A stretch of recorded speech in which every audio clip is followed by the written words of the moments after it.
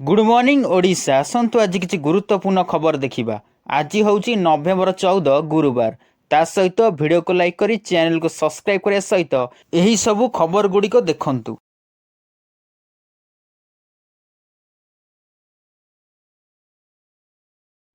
आज कमिब तापमात्रा, धीरे धीरे बढ़िब थंडार प्रकोप। वर्तमान ओडिशा को उत्तरा पवन रोकथिबा बेले शीतर मात्रा बढ़िबार संभावना अछि। तेबे राज्य उपरे वर्तमान कौनसी सिस्टम नाही, तेणु वर्षार प्रभाव मध्य नाही। अन्यपटे दक्षिण पश्चिम बंगोपसागर तमिलनाडु उपकूल रे एक लघुचाप सक्रिय रहिथिया बेले एहार ओडिशा उपरे किछि प्रभाव नाही बोली कहिसथि पाणीपाग विशेषज्ञ। 15 सहरर तापमात्रा 20 डिग्री तलू खसी। दारिंगबाड़ी राति तापमात्रा सबुठ कम बा 15 डिग्री रेकर्ड होईछि। परवर्ती खबर, निजुक्ति परीक्षा रे खपलती कले जेल। निजुक्ति परीक्षा संक्रांत रे राज्य कैबिनेट रे गुरुत्वपूर्ण निष्पत्ति होईछि। सरकारी चाकरी निजुक्ति परीक्षा रे अनियमितता कले जेल और जोरिमाना हेबो बोली कैबिनेट निष्पत्ति नेइछि। दोषी को 5 वर्ष जेल एवं 10 लाख टंका जोरिमाना देबाकू हेबो। परीक्षा करथिबा सर्विस प्रोवाइडर को भी 1 कोटी टंका जोरिमाना कराजिबो। ओलंपिक्स गेम्स निज देश रे करिबा पई सबु देश करूछंती दाबी। एथिरे मध्य पछरे नाही भारत। 2036 ओलंपिक्स गेम्स आयोजन पई दाबी करुछि भारत। वर्तमान एही दाबी को सतरे परिणत करने दिगरे प्रथम पदक्षेप नेइछि भारत। रिपोर्ट अनुसार भारतीय ओलंपिक्स एसोसिएशन अंतर्जातीय ओलंपिक्स कमिटी को एक चिट्ठी लिखिछि। एथिरे 2036 ओलंपिक्स आयोजन करने को दाबी करिछि। किंतु केते खर्च हेबो? 2010 भारत ओलंपिक्स रे 12,617 कोटी खर्च होइथिला। परवर्ती खबर, हिताधिकारी खुशी खबर। नुआ वर्षर मिलिबो नुआ राशन कार्ड। खाद्य और जोगाण मंत्री कृष्णचंद्र पात्र एने सूचना देइछंती। मंत्री अनुसार जुलाई रु आरंभ होइथिबा ई-केवाईसी जांच जहाँकि नवेम्बर मासरे सरीजिवो। यही ई-केवाईसी जांच द्वारा 16 लाख रु अधिक अयोग्य हिताधिकारी चिन्हट होइछंती।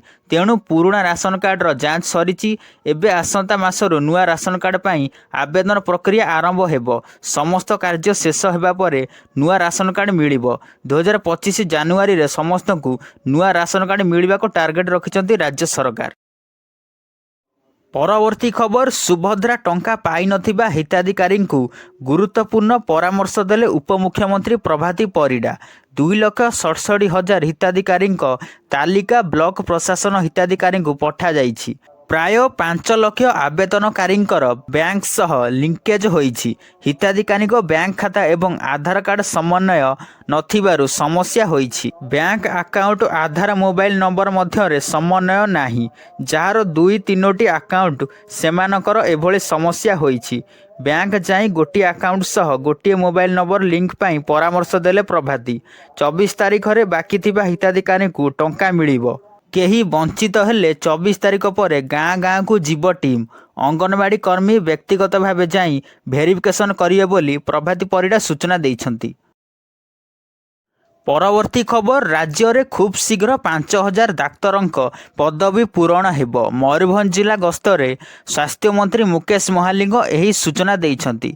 एहा सह 3,000 पारामेडिकल स्टाफ पदवी पूरण कराजियो बोली मध्य स्वास्थ्य मंत्री कहिछंती। मयूरभंज जिला गस्तरे स्वास्थ्य मंत्री मुकेश महालिंग बारिपदा जिबा रास्ता रे टंगाबिला ठारे तांकु जसीपुर विधायक तथा जंगल और परिवेश मंत्री गणेश राम सिंह खुंटिया एवं दलीय कर्मचारी स्वागत करी जसीपुर मेडिकल को आनिथिले। आगामी दिन में जसीपुर मेडिकल रे आवश्यकीय डाक्तर पदवी पूरण करिवे बोली प्रतिश्रुति देइछंती। परवर्ती खबर, खूब शीघ्र चाषी फेरी पाइबे वेदांत जमी। वेदांत नैथिबा जमी को लोकों को फेरस्त कराजिबो। एने सूचना देइछंती राजस्व मंत्री सुरेश पुजारी। पुरी रे विश्वविद्यालय पई वेदांत चाषी जमी किनिथिला। तेबे चाषी माने जेउ टंका पाइथिबे ताहा फेराइबे एवं सेमानकु सेमानकर जमी फेरस्त कराजियो बोली मंत्री सूचना देइछंती। एने सुरेश पुजारी प्रेसमिट करी घोषणा करिछंती। जमी फेरस्त पई हाईकोर्टकर राय को सुप्रीम कोर्ट कायम रखिछंती। मोट 3,342 एकर घरोई जमी अधिग्रहण करा जाइथिला।